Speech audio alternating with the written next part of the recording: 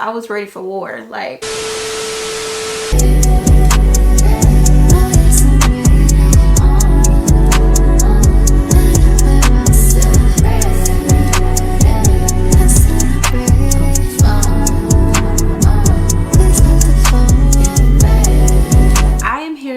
get ready with me, well, chit chat, get ready with me, and I'm pretty much just gonna be doing my makeup and we're gonna be talking about some topics.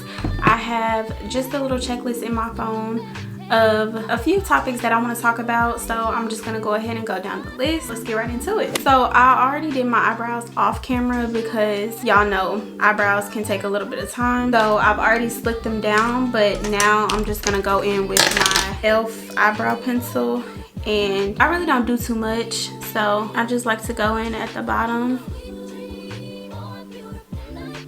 and fill them in.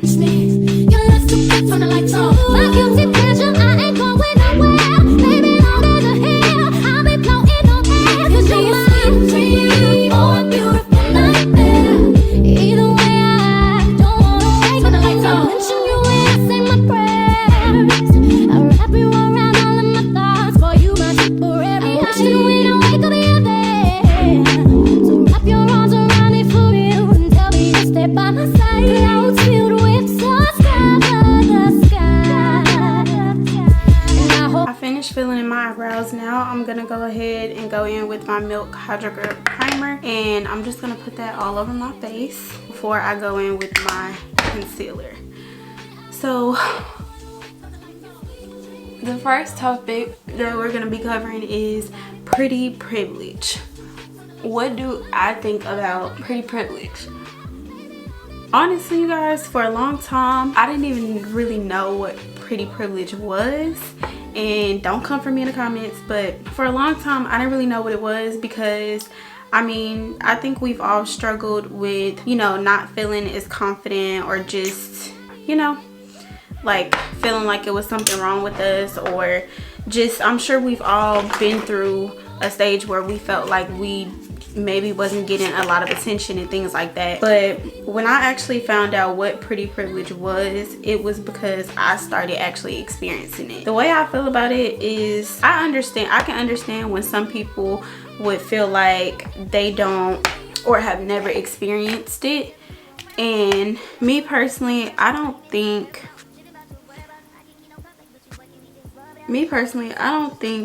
that it really should be a thing. I mean, unfortunately it is, but I think it really depends on how you view yourself. I know that there are situations where some women, you might get something free because of the way you look, or you may walk into a bar or just whatever and get treated a little bit differently than someone else who in that person's eyes may feel like they are not that pleasing. And I mean, it's definitely a tough situation and a tough spot to be in, but as I said, I think it just, like, I think it affects people who really feel like maybe not that confident about themselves.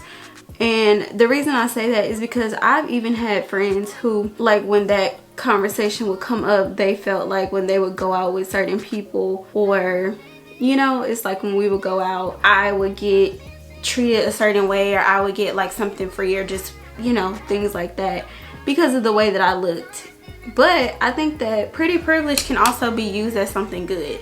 Like if you are oh, I'm about to blend the concealer, and honestly I started only putting it under my eyebrows because I just like the way it looks more.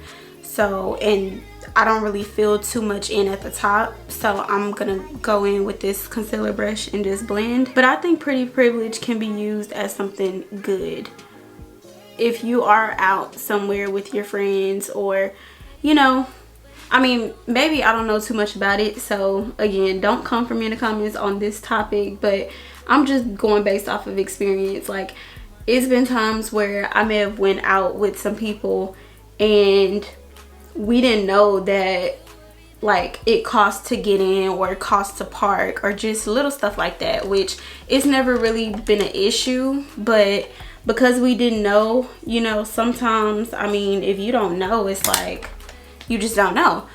But it's been a lot of times where I haven't had to pay for something because I guess pretty privileged. So I mean, like I said, but it also affected the people that I was with too in a positive way. So they were able to get in free, or you know, they were able to kind of enjoy that moment of being treated a certain way due to pretty privilege. So honestly, I just think it's about how it happens, to be honest. Like yeah. So the next thing we're gonna move on to is doing girlfriend things but not being the girlfriend. And this is something that honestly, y'all, I could talk about all day because I firsthand experienced things like this. Being the girlfriend or doing girlfriend things but you're not actually the girlfriend. And I'm gonna go ahead and take my nose ring out while I apply my foundation. But I'm gonna go in with this Real Techniques brush in 217, and as y'all seen in my last makeup video, this is the brush that I use right now. I need to get another actual foundation brush, but this does the job. So if you are doing girlfriend or wifely duties, as they call it, and you are not the girlfriend or you're not a wife, that can be a problem. And the reason it can be a problem because people like to take advantage, and it's like you can't let nobody play on your top. Like, that's just what it is. You can't let people take advantage of the type of person that you are or can be, and the things that you would be willing to do for people. Because in my opinion and in my experience, when people, like, I made the mistake of always feeling like I had to show somebody the type of person that I was, or show somebody the things that I would be willing to do for them if I really liked them. And that can be an issue because sometimes people, if they feel like they got a prize on their hands, they'll either do good with it or do bad with it. And if they feel like, okay, this person, I know this person is gonna do whatever I want them to do for me, or this person is really gonna go to bat for me, or just, you know, like if you show people too much too soon, or like if you are, let's just say, because I was in a situation where I thought I was dating someone and I was doing everything. Like whenever I would go to that person's house, I would wash and fold their clothes. I would basically just do girlfriend and wifely duties. Like that's just what it was. Let me turn this down some. That's just what it was. I would do girlfriend wifely duties, or I would do things that showed that I was, you know, capable of being in a relationship. And when that person seen that, it was like I realized, what motivation did that person have to make me his girlfriend if I was already doing everything and I wasn't his girlfriend at the time? Sorry y'all, my car got full. But it's okay to want to show people why, you know, what you could bring to the table sometimes, or show people like that they wouldn't be wasting their time with you. But you can't give too much, because again, if people feel like, you know, she's not even my girlfriend or she's not even my boyfriend, but she's already doing everything I need her to do or everything that I want her to do, it's like, why would I make her my girlfriend? I'm just gonna use her for, you know, whatever I want to use her for. Like that's literally what it would be. So I think you shouldn't let nobody take advantage of you like that. Like, don't do too much too soon. Don't give somebody a reason to even think that you are somebody to play with. Like, you can't give people too much too soon, and you have to honestly decide, is this person worth it? Like, the person that I'm talking to, the person that I'm doing all this stuff for, are they really worth it? Like, are they doing it back for me? Are they giving me the same amount of respect and, you know, effort into the situation as I'm giving them? Like, that's something to think about. And if you can't answer that question with confidence, then that means they're not doing too much. So that means you need to stop what you're doing, or at least slow down what you're doing.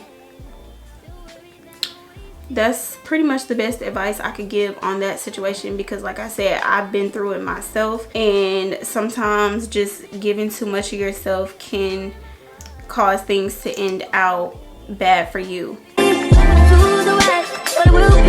So I actually double my concealers now. This concealer that I just applied is medium warm, and this one that I'm about to put on is light beige. And pretty much I'm just gonna take a little bit of this and just put 3 dots right here in the middle, so that way when I blend it, it'll all blend together. And that's basically all I put. I never put concealer right here, like with the actual concealer stick, because by the time I finish blending, it's all gonna be right there anyway, and I don't like it to be too much. So I'm just gonna go ahead and wet this once, and then I'm just gonna start blending. So the next topic is how to address haters and drama. Now, if you've ever been in a situation where you feel like someone was hating on you, or somebody was really not, you know, being genuine, because sometimes you can have friends who hate on you. Like, you can have friends who you would think that they are your real friends, or that you guys are, you know, close and cool, but whole time that person is literally watching everything that you do to see when you're gonna mess up or make a mistake. Like, it's unfortunate, but honestly, that's how it is sometimes, y'all. Like, people really don't, sometimes people don't always have your best interest at heart, and you have to have, like, you have to really pray for discernment to be able to figure those people out and to know who's genuine around you and who's not. So as you guys can see, I'm just blending my concealer all right here. And on camera, I know right now it looks a little bright, but I promise y'all, in person it's not like that. Like, sometimes lighting can really wash you out. So let me just turn the lighting down a little bit. Yeah, so honestly, how I deal with like drama and haters is I'm learning, and I'm still learning. So don't take anything I say and think that I've already mastered it and I'm perfect at it, because trust me guys, I'm not. But honestly, I've learned that when it comes to haters or people who, you know, don't like you for whatever reason, even if they don't have a reason, because a lot of times, like, if you are somebody who you're not a naturally messy person and you're not like a troublemaker and you don't just be in drama like that, then, you know, sometimes you're gonna have people who just genuinely don't like you for whatever reason. They may not even have a reason, but sometimes it'll be like that. So honestly, the way I deal with it is ignore it. Like, sometimes it won't be easy, because even though I'm not even that big yet as far as like the whole influencer content creator thing as far as followers go, because we all know you don't gotta have 100K subscribers or 100K followers to influence. But even though in the statistics aspect of it, I don't have over 1 million, or I don't have, you know, such a big audience yet, but I've definitely dealt with situations where people were just being haters. Like, they would comment negative things, and then a lot of time you have to pay attention on what type of hater you dealing with. If you are dealing with, I call it silent haters. So that means it's somebody behind a fake page. I'm sure we all know what that is. It's somebody who is behind a fake page that is just commenting on your social media or just stalking you, and they comment something negative, or just, you know, comment things that are not true about you, or their feelings about you. But like I said, you have to pay attention on what type of hater it is. So if it's a silent hater, somebody who is hiding behind a keyboard and just typing stuff, that is not something that you should be worried about or paying attention to. Honestly, you guys, like, I've learned that, because I used to sometimes, because y'all know when people get behind fake pages, they feel the need to really go above and beyond and be extreme with it and really comment like super negative stuff that they feel like they know it hurts you. Like, one time I had someone comment something along the lines of, that's why your mama dead, or that's why your mama committed suicide. Like, and when I tell y'all, I still remember to this day, it took everything in me not to go on a whole rampage, because realistically I couldn't do anything. Like, I didn't know who was behind that page. I felt like I had a feeling who it was, but then again, I don't like to assume, because that just gonna make both of us look crazy. But I feel like it literally took everything in me, y'all, not to respond to that. Like, that was something I really had to have the discipline and the courage to ignore, because it really would have like brung another side out of me that I really didn't want to come out of me. and that's just being honest. So now I'm gonna go in with my Hoola by Benefit bronzer. And first, where is my brush? Okay, so first I'm just gonna use this. Well, no, I'm gonna use this one instead. So first I'm gonna use this this e.l.f. bronzing brush, which this one, it's okay. I mean, I've used better, but, and then I'm just gonna go lightly like right here and immediately just start going up. Yeah, so it took everything in me not to respond to that comment, because I promise y'all I would have been all day. Like, if I argue with somebody, trust me, I can argue, okay? Like, I really don't argue with people, because I'm just not about that arguing life. Like, if we gonna have an issue, or you know, if you want to do something, like, but all that arguing and wasting all that time and just doing the most, like, that's not me. That's not what I'm gonna do. So I just really had to figure out how to contain myself, like how to control myself and ignore that comment, because I had to realize that people are ignorant. Like, that's just what it is. People are ignorant. Some people are truly unhappy with where they are in their life, and it's like, you don't have anything to do with that. Like, we have to, you know, learn, and that's something that I had to realize. I have no control over that. Like, I don't have control over how people feel about themselves or where they are in their life. Like, I can't do anything about that. The only thing I can do and focus on is working on myself to be the best person that I can be. So honestly, that's kind of what helped me, you know, be able to move past it and ignore that comment, because I'm telling y'all, for about a good 2 or 3 days, that's all I was thinking about. Like, I kept going back to it before I eventually blocked the page, and I was ready for war. Like, honestly, I definitely was ready for war. But that's why I think, because people know what buttons to push. Like, if you allow people to know what buttons to push, they will definitely push them. So my comments on that is just, the best thing to do is ignore them, because a person is not going to argue with themselves. They're just not. They're not going to argue with themselves.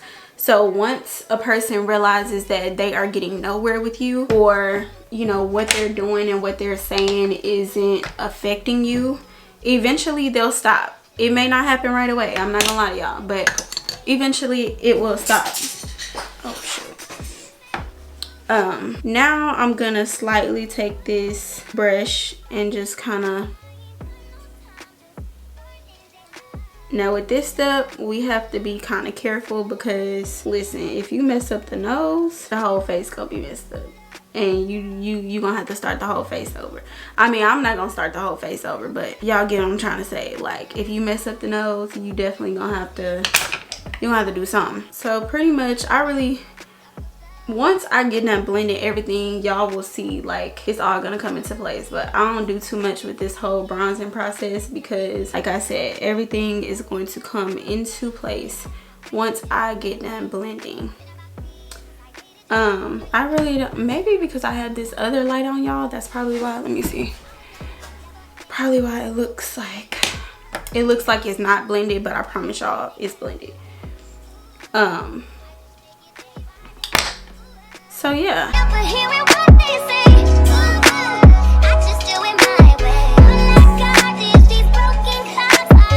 So the next topic that we are going to talk about is one of my favorites, and that is becoming feminine. Entering your feminine, and I guess you could say girly stage. I wouldn't really say girly stage, because you don't have to really be girly to enter your feminine stage or being feminine, but you know, we're speaking from my experience. So the way that I entered my feminine energy or feminine journey is, honestly, y'all, the first thing was accepting things for what they